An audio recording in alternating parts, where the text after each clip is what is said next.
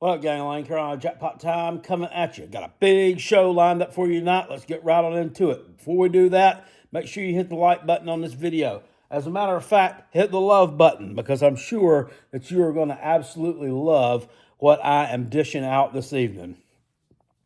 I was actually working late on Wednesday night, and I was not able to do our Rob and Kell show call-in, but there seemed to be, and I don't know if it was just a little bit of silliness, just a little bit of trolling, or maybe just a little bit of jealousy, but some of it came from some other fan bases, notably some of our South Carolina fans, toward the Tennessee fans that called in and joined the show, and they've been getting trolled on social media this week. And this all stems from the January 1st bowl game against Iowa. They won 35-0, and their freshman quarterback, and his name I can pronounce, is Nico Iamaleava. But I'm just going to call him Nico because I'm afraid I might have butchered that right now. And I just have too much respect for this young guy to butcher his last name. So I won't do him like I did DJ Uiagalelei and call him the ukulele or do something silly like that. It's just going to be Nico. So Nico showed out in the Cheez-It Citrus Bowl. Cheez-It Citrus against Iowa. And look, everybody said, well, Iowa ain't no good. That was the thing. Iowa ain't no good. Iowa was, Iowa was a pretty good team. I mean, they didn't win 10 games on accident. Now, yeah, I know they got blown out by the two. Blown out. They got shut out by the two. Well, now three valid opponents that they played against. That being Penn State, that being Michigan, and that being the Tennessee Vols. But they were formidable. Don't just listen to me talking about it. This guy right here will tell you about it. Quarterbacks in the nation, that's pretty obvious. You don't start out getting 4 touchdowns against a top 10 team in your very first start. You don't do that. Not a top 10 team. Yes, sir. Yes, sir. Now, they weren't a top 10 team, okay? Then you got things a little bit twisted there. You got a little bit excited. Got a little bit excited talking about Nico and his great performance. But they were a top 10 defense. In fact, I think they were either number 2 or 3 defense. Guess what? They were also the number 2 or 3 offense from the bottom. But that doesn't matter for the purposes of this video. This guy went off, and we had some Gamecock fans on there. They were talking about Lenore Sellers, who's going to be taking over the quarterback position for the Gamecocks, barring some unforeseen circumstances. And him being just as good as this Nico. Just stop. Just stop this. Stop the silliness right now. Lenore Sellers was the 37th ranked quarterback. He didn't even hardly register on the national scales.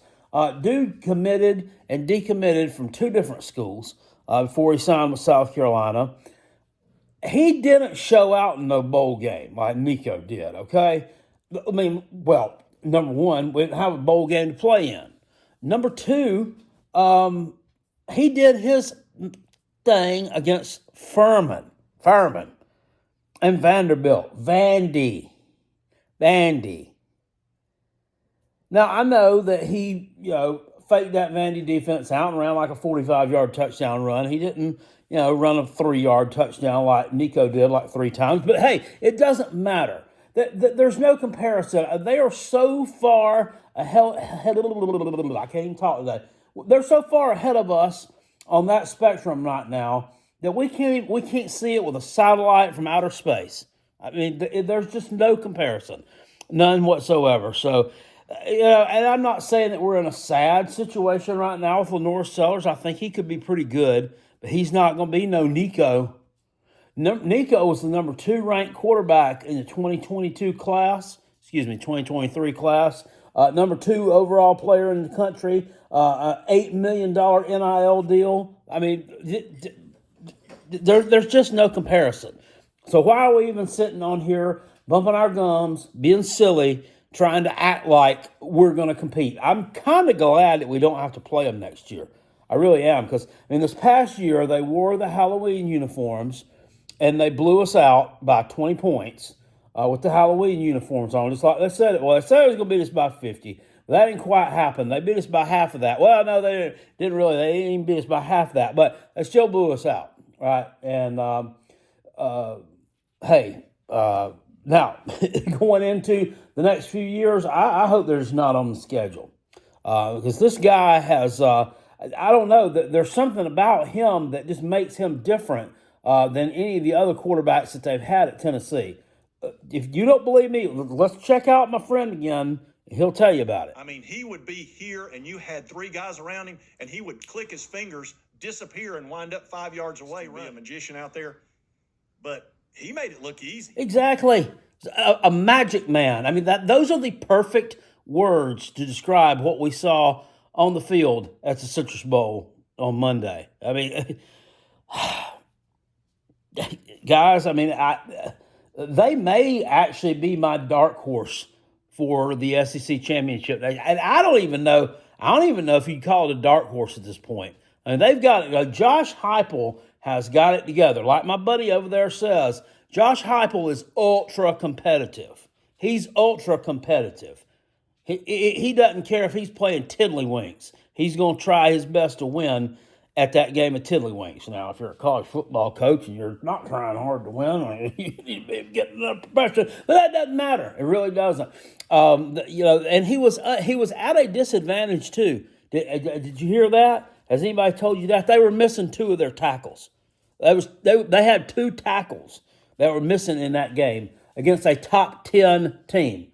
Was it a top 10 defensive team? I don't know. It was a really good Iowa team. They were missing two tackles, and he got it handed to him just a little bit. Bunch 6 times, which is way too many. Yeah, got sacked 6 times. I'm gonna tell you, everybody's still singing his praises, right? It was a really good bowl game. It was a really good outing by him. Now, Spencer Rattler got sacked, 5-6 times in a ball game, and it was because he was garbage. It was because he was running for his life, and he didn't know what he was doing. But Nico gets a pass because it was his first game against a top 10 team. So that was absolutely amazing and wonderful that he was able to do that. Did you also know about the 2024 Heisman Trophy?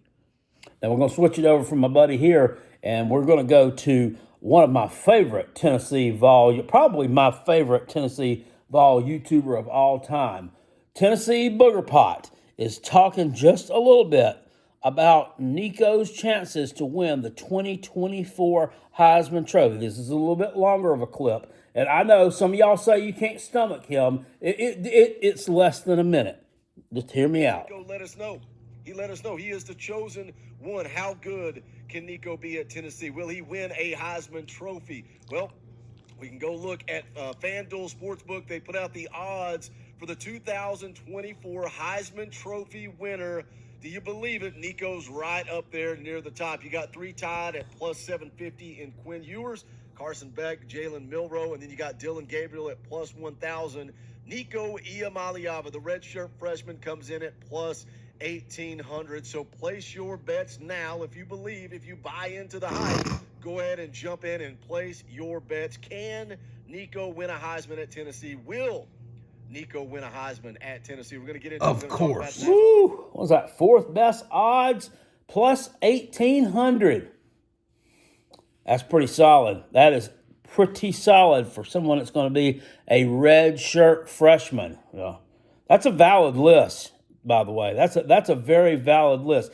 Any list for Heisman Trophy odds that has DJ Uiagalelei and Cade Klubnik tied at plus 2,500, it's got to be an absolutely well thought out, valid, and pretty dang spot on list. I'm telling you, scary, man. It's scary stuff. I'm glad we don't have to play Tennessee. Hope we don't have to play them for a long, long time. Hope we don't ever have to play them ever again.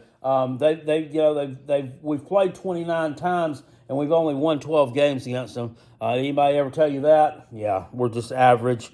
We're not average. We're below average. We're absolutely terrible. Do you think? And I'm trying to do this video and just keep on talking about it and to keep a straight face, but I can't keep a straight face anymore. You people are so full of shit, your damn nose is turning brown. Get the hell out of here. The fourth best odds to win the Heisman Trophy, and this guy's played in one game. Give me a break. Give me a break. This toothpick needs to go get himself some of this shit right here. That's exactly what he needs to do. He needs to go get himself some of this right here, put it in a syringe, and start shooting it up daily because he's very undersized. He's very small. He's going to take a beating. Go on ahead. Find yourself some more tackles because you're going to need some more tackles out there to protect this toothpick because apparently he can't. He got a pocket presence. He's got happy feet. That's according to one Uncle Lou. I don't have a clip from him in this video, but he has happy feet. He has a bad pocket presence. And he's sitting here he took 6 sacks. 6 sacks against a team. How do you take 6 sacks against a team that you just shut out? That makes no sense to me. Good Lord have mercy. Good Lord have mercy. Y'all in trouble. I wish we played y'all next year and the year after that and the year after that. I'll see y'all later. Appreciate it. Peace. And I'm out of here still. Oh, Lord. Go Gamecocks. Spurs up to my toes up. Woo! Get you some of this too, by the way. If you don't have Mountain Dew Spark Zero Raspberry in your town, drive to a town that's got it. It's got plus 1,800 odds to be the best drink on the fucking market this year.